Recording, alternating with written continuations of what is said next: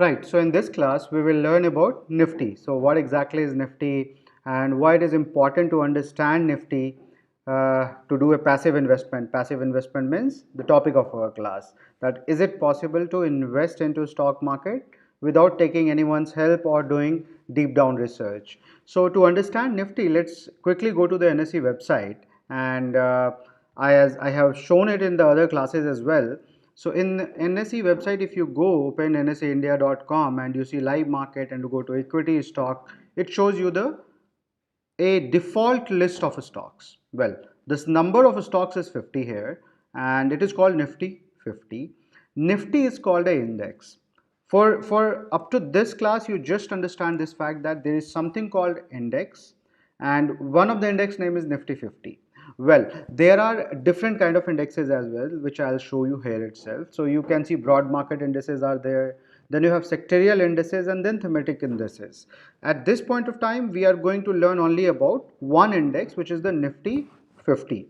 Well, in Nifty 50, this also represent like what, so every time when you hear Sensex went 200 or 300 points up, or Nifty came down by 24 and 80 points, they're talking about basically this base indices only.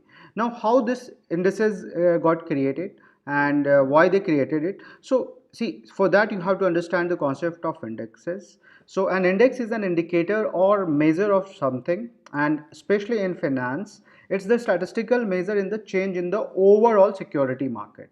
So what they did, that they selected top 50 companies from top 15 sectors of the economy.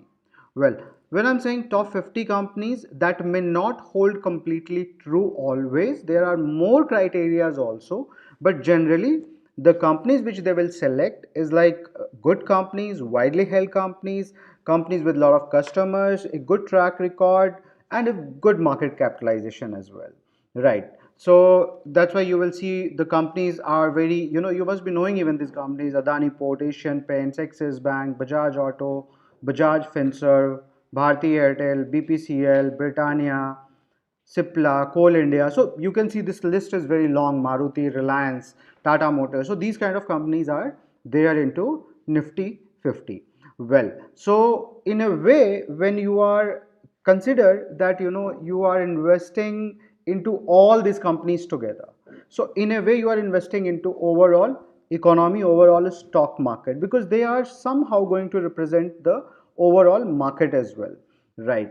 So let's get a little deep into it. So the companies that are part of the Nifty 50, you saw that Nifty meaning is it's a base index of NSE. NSE is the largest exchange of India.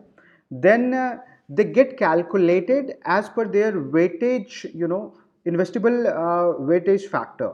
So are each of them given the same weightage into Nifty 50? Well, no. So ideally, if you see 50 companies are there, which means you can say that 2% is the weightage for all of them. Well, this is not correct. So there are companies which are having even 6-7% of the weightage, and then there are companies which are having even 0.5% of the weightage.